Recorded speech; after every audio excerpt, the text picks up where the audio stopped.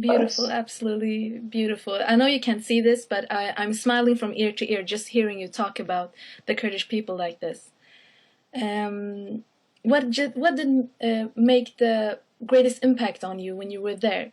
What is it that you are going to really take with you and remember? And both, you know, like tragic stuff and uh, things that made you happy. What made the greatest impression on you when you were there? I'm gonna say direct. The thing that they with you, no matter what, is the fallen ones, the shaheeds that you love, the friends that you lose. They're always with you in your heart, and you never stop thinking about them because they were your friends, they were your family. Like, that's the biggest impact that you take with you. That's the only thing you're gonna remember. The heroes died fighting for the mankind, fighting for the rights, reasons, fighting for humanity. You're always gonna remember those who you lose. And friends that you lose are never forgotten. I would never forget the friends that I have lost, the friends that you and I lost. They're always gonna be in our hearts. They're always gonna be honored for what they did, for what they stood for what they always would stand for. If they could come back to life, they were, I'm pretty sure they would go back to Royama directly. Without doubt. Yeah, without doubt, they would do this over and over again. And so would I. I'm going back and I want to be with my brothers, like this family. And basically, the good experience that we have with is mostly the Kurdish people. You can't forget what the Kurdish people is doing, like we were talking before, how friendly they are, how kind they are, how lovable they are, how respectful they are towards you, like treating a stranger who comes from a different part of the world like they are a friend, like they are a family. Right? It's the biggest impression I ever got. And of course, you're gonna remember all the nice views and the mountains and everything. Like, it's a beautiful country, and I love Kurdistan for what it is. And I hope that the world can see it through my eyes as well. With my love coming to that country and with our experience that I got there, like, it's nothing you can compare it with. It's just Kurdistan love. You have to go there for yourself, and then you're gonna see what we're talking about. But basically, the shaheeds, the heroes who died, is the ones that you always think about. I think about it all the time. From when my friend died from mine, and I got hit, and the friends who died from car bombings, the friends who died, like, you never forget those heroes. You never forget their faces. You never forget their names. They're gonna be with you all the time. That's the biggest impact of everything. Yeah, pretty much the same. I mean, those men gave everything. We're still here. We're coming back. We're not even, on the front right now. But those men died there. The best I can do is try to carry on their memory and fight for what they fought for. And that's what I'm going to do until these people are gone, until the job is safe, until what they fought for is complete success. It's really a loss for words of what to say.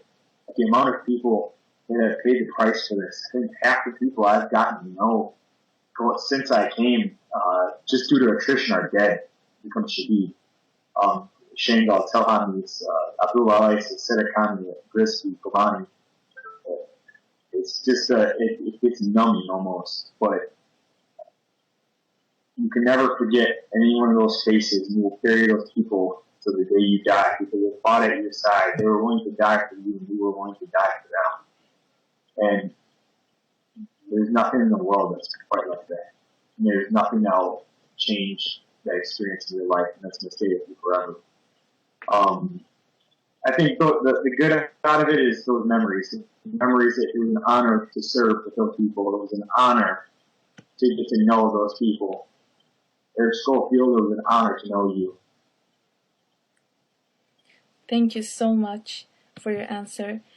Can you tell us about what is it with YPG and YPG that makes them so special, and that what is it with them that makes them so victorious in this war? What is it that makes them strong? I think the most part is what makes them strong is because they believe in human rights. They're willing to fight and die for protection of human rights, for the people to live in peace and to have, a normal life without being afraid to get your hand cut off because you believe in something else that they don't agree with you. Like, I believe what makes them most strong is they believe in the Kurdistan. They believe in everything that has to do with life, everything that is beautiful, like the love towards humanity, the love towards like families, the love towards what religion you even like using. Like if you're Muslim, if you're Jew, if you're Christian, if you're like unbeliever, atheist, if you're anything, they're gonna love you for the person you are. I think they're willing to fight and die for the right reasons and for just to exist. Now the ISIS is the major threat of everything. Like they want to destroy everything we love, like the families and everything.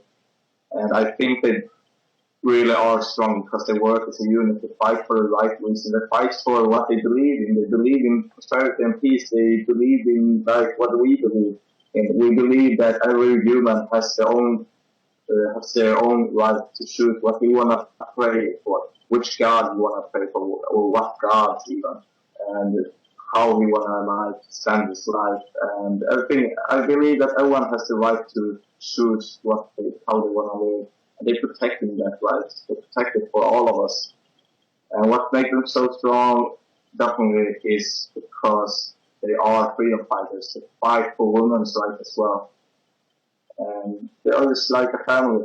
They're fighting for all of us. They are like honorable, all of them. It's an honor to be with them. It's an honor to like fight with them. What makes YPG is so successful? It's our success and sometimes it's our weaknesses. It's Kurdish stubbornness. We're too stubborn to run away. We're too stubborn to admit defeat. And so we push forward. Even though we have less guys, even though we only have AKs and a few grenades, we'll still push forward. Why? Because we're stubborn as hell. So that's how we win a lot. That's why we've made major gains across all of northern Syria, while Peshmerga has been sitting in Shangal for 6 months and not moved forward. It's just the difference of ideology, the difference of how you live, who you are, what you identify yourself with. That's why they fight. That's why they're so successful. Thank you. I know we've touched the subject of the women in Rojava and the women in the YPG, but they say that the Rojava revolution also is a women's revolution. And do you agree with that? And can you tell us a little bit about this women's revolution that you have seen? Basically, when you say women's revolution, it's true because it is a revolution to have women fighting with you. In other like countries and religions, like they prevent you to fight with women. Women are supposed to be at home, cooking and cleaning and stuff like that. By taking them to the front, and give them weapons, and I think it's a new prospect of everything for the Middle East women that they have been seen, they have been heard that they can also be fighters. They can also fight for what they believe in and don't have to be home cleaning. And they are really good fighters. There are some really good fighters. Some women are even better fighters than the men. That's for sure. And also, it's good because the ISIS run away when they see the women coming because they're so afraid of them. So basically, when ISIS say, "Oh, we are the glorious warriors" and everything, they do this on their propaganda. Basically, what they do is turn it back around as fast as possible away when they see the girls coming, the women coming. That's how scared they are for dying from one of them. And I love to like watch them. And when they like starting to scream and do everything, the voice morale like it's getting higher, and everybody got this fighting spirit. But definitely, it's a big women revolution because this has never happened in the Middle East before. Not this kind of big women revolution. There might be some women revolution before, but this is the biggest one ever in the Middle East. And I think it's good because it really shows that women are equal as men, which every Western country like think as well. Women are equal to men, and some of the women are even, pure warriors. They are like really good fighters. I love to see them fight because I think myself is awesome. So yeah, not in that way. I think it's awesome to watch them fight. So, what? Alright, but anyway, I think I'm gonna lose it. Pretty much to wrap on what he said, YPG gives women, especially in the local community, a chance to see a difference between what a lot of people get from tribal culture. Tribal culture in Rojava, in some areas, is the women are, they're, like you said, cooking, cleaning, and making kids. When you have YPG around those communities, it affects them. They see that. They see that women are just like the men, and sometimes in charge of the men. And this is how it is. They are part of the system. They are part of the process. So it opens minds. It opens doors. It shows women that would not normally be able to see this kind of thing that you're a person too. And you have the right to do whatever you want and believe what you want to be or have what job you want to have.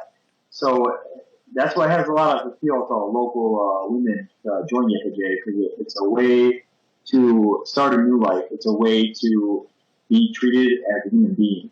So that's what's so great about the revolution of women or the YPG in Rojava. And I hope that it spreads. I hope that this spreads, even if it's not the YPG going into new areas, that this ideal spreads into different parts of Syria, Turkey, and Iraq, or the 4 parts of Kurdistan, Bakur, Rojava, Bashur, Rojava, just for that ideal that they are equal, even if just by seeing this on TV or media, that it helps inspire some women around the world.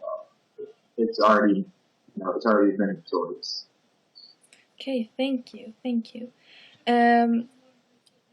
We all know that the city of Kobane was under a great threat there for a while, and now YPG and YPG are in control, and now people or civilians are trying to come into the city and try to rebuild the city. Do you know anything about the plans for the rebuilding of Kobane? Have you been there and seen for yourself how they are rebuilding? Can you tell us a little bit about that? The plans right now, they've been taking funds over the last months from international communities and Kurdish communities to get funds to actually rebuild the city itself.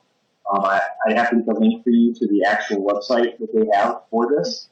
The Goran Party, another party in the KRG, is actually sending 50 engineers over, civil engineers, to help rebuild the city itself. So there is a process right now going on to actually rebuild the city. It's going to be a while. They have the logistics set up to secure M4, the major highway, to make sure it's completely safe from ISIS, that we can bring civilian traffic back and forth to get to Kobani from KRG and from the border with Turkey. Then the plans will go forward and it'll slowly be rebuilt. Unfortunately, recently there was a massacre in Kobani. As you probably know, where over 100 people were killed by the Turkish government, allowing over 80 ISIS fighters to come to the border and with 3 vehicle bombs. So there's setbacks. We have to secure the gate so the Turkish government can no longer let ISIS fighters come to attack us. So there's things we have to work around security-wise before we can start letting a massive amount of civilians back into the city. Okay, thank you.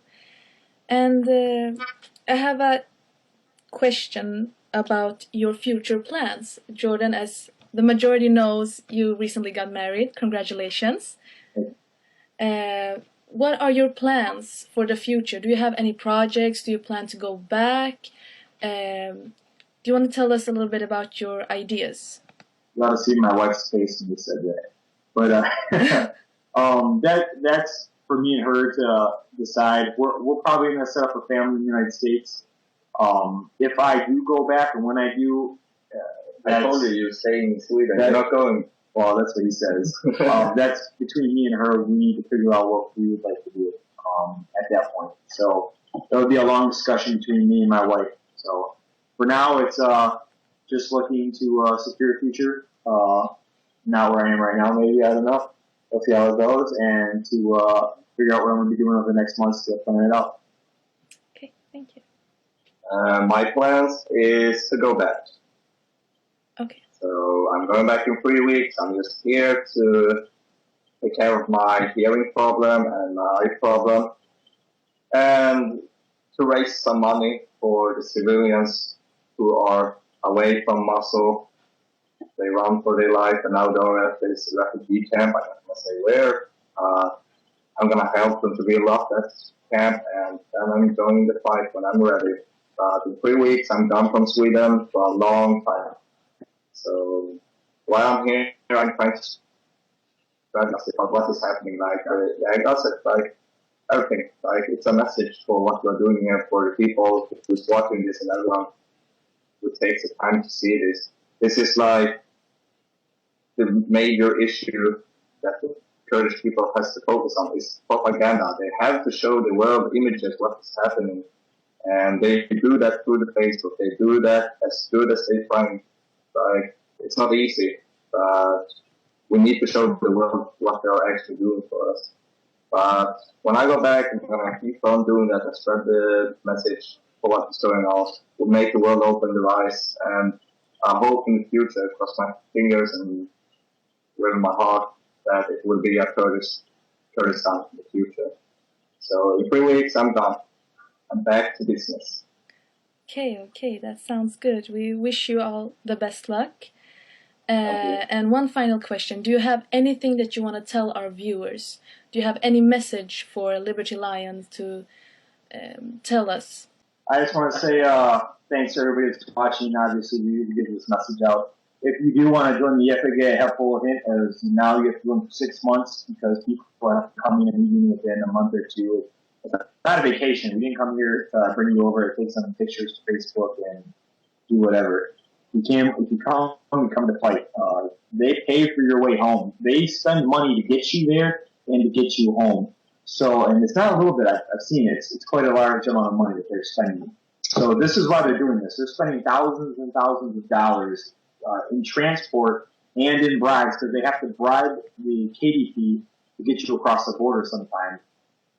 So that's not the person sometimes. So you need to understand if you're coming fight. And sometimes the situations are not going to be good. This is the militia. This is the United States Army. You have to understand that. You're coming to the Syrian Civil War. You have to understand that as well. Sometimes situations are going to be so messed up and make no sense. But at the end of the day, you have to drive forward and stick with your unit. Yeah, you could get killed. And there's a half possibility you can get killed in this kind of situation. But you have to realize why you came and what you came into. Don't come here, or I should say go there now, thinking that you're just going to go over there. It's going to be like a regular military unit. If you don't like it, you're going home right away. That's not how it is. You have to understand that sometimes it's really bad conditions, but you have to stick with it. You have to know why you're fighting. Because if you and others like you are not fighting and not holding the line, the civilians behind you get massacred for standing up for what they believe in. So you need to hold the line. Rock steady. Thank you so much for doing this interview with us, and we, on the behalf of, or me on the behalf of Liberty Lions, want to thank you for the bottom of our hearts for doing this for our people, for doing this for freedom, for justice, for the cause, for the Kurdish struggle. Me and my family, like many others, have left our homes because of we were persecuted and we are political refugees, and when we see guys like you standing up for freedom and for the Kurdish cause, we get so happy, and we just want to thank you for your service and wish you all the best and all the luck. Thank you. Thank you.